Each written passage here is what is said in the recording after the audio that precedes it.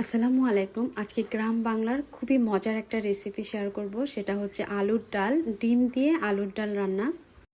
এর জন্য আমি এখানে ছোট ছোট দেশে যে আলুটা এখন নতুন আলু পাওয়া যায় সেই আলুটা নিয়েছি। আর এটা হাত দিয়ে চটকালেই কিন্তু উপর থেকে খোসাটা চলে যাবে। তবে এই ডালটা রান্না করতে বড় আলু নিলেও কোনো সমস্যা নেই। তো প্রথমে আমি আলুর ভিতরে পানি আর লবণ দিয়ে এটা সিদ্ধ করে নিব। আর এই একটি মাত্র তরকারি দিয়ে আপনি পেট ভরে ভাত খেয়ে উঠতে পারবেন, এতটা টেস্টি হয় এই রান্নাটা। তো আমার আলুগুলো কিন্তু সিদ্ধ হয়ে গেছে, তো এটা নামিয়ে একটু ঠান্ডা করে নিব আমি।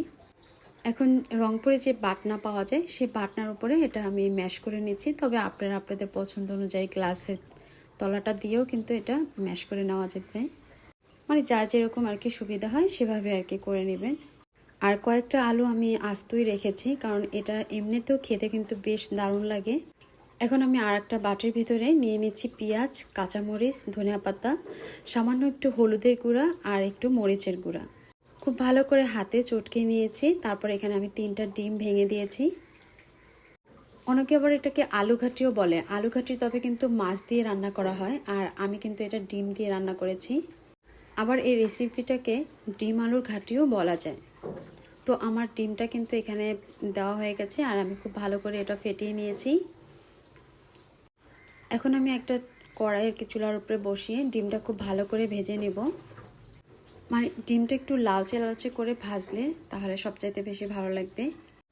আর এই ডিমটা কিন্তু পরবর্তীতে আলুর যে একটা ঝোল থাকে সেটা খেয়ে আরও ডাবল হয়ে যাবে। তো খুব বড় করেই আমি ডিমটা ভেজে নিয়েছি, আর 3টা ডিম একসাথে করেই তারপরে ভেজে নিলাম। এখন আমি এই খুন্তিটা দিয়ে ছোট ছোট করে একটু পিচ করে নেব। তারপর ডিমটা নামিয়ে আমি একটা সাইড করে রেখে দেব।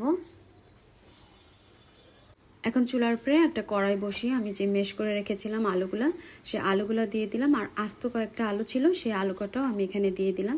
তারপরে দিয়ে দিচ্ছি পানি, যেহেতু আমি ডাল রান্না করব তাই বেশ খানিকটা পানি দিয়েছি। দিয়ে দিচ্ছি হলুদের গুঁড়া, হাফ চামচের মতো আদা বাটা, আর হাফ চামচের মতো রসুন বাটা। দিয়েছি মরিচের গুঁড়া 1 টেবিল চামচ। আর এখানে আমি জিরার গুঁড়া দিয়ে দিচ্ছি খুবই সামান্য পরিমাণ। দিয়ে দিচ্ছি কাঁচামরিচ, বেশ কয়েকটা কাঁচামরিচ আর টমেটো কুচি এখানে দিয়ে দিলাম। এখন নেড়ে চেড়ে মিশিয়ে তারপর এটা ঢাকনা দিয়ে ঢেকে মাঝে মাঝে ঢাকনা তুলে আবার নেড়ে দিয়ে বেশ সময় ধরে এটা জাল করে নিব। মানে যাতে করে পানিটাতে পানসে না লাগে সেই অনুযায়ী এটা আমি জাল করে একদম ঘন করে নেব। তো আমার এটা দেখতে পাচ্ছেন জাল করে কতটা ঘন হয়ে গেছে। এখন এটা নামিয়ে একটা সাইডে রেখে দিলাম। তারপরে আর একটা কড়ার ভিতরে এখন দিয়ে দিলাম তেল, পেঁয়াজ কুচি আর রসুন কুচি। তেলের ভিতরে পেঁয়াজ রসুনটা খুব ভালো করে বাদামি করে আর কি ভেজে নেব। এখন এটা দিয়ে দিব আমি সেই আগে থেকে রান্না করে রাখা আলুর ডালের ভিতরে। এটাকেই বলে আর কি ফোড়ন। তারপর খুব ভালো করে এটা আমি মিশিয়ে দিচ্ছি। আর এখন যে ডিমগুলো আমি ভেজে রেখেছিলাম উপর থেকে আমি সব জায়গায় ডিমগুলো দিয়ে দিব। আর এই ডালটা খেতে মানে একটু সুগন্ধি আসে, যার কারণে আমি এখানে দিয়ে দিলাম গরম মশলা পাউডার আর খুবই সামান্য পরিমাণে পাঁচফোড়ন গুঁড়া, মানে শুকনা খোলার তেলে আমি পাঁচফোড়নটা গুঁড়া করে এখানে দিয়েছি।